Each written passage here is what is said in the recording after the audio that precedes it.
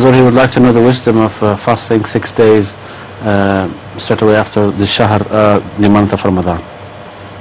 You know, I have always been answering this question with reference to Wasiyat. The minimum of Wasiyat is 1/10. So the bodily Wasiyat you offer during the Ramadan is only 30 days. It is short of the year's 1/10. So by adding, make it 360.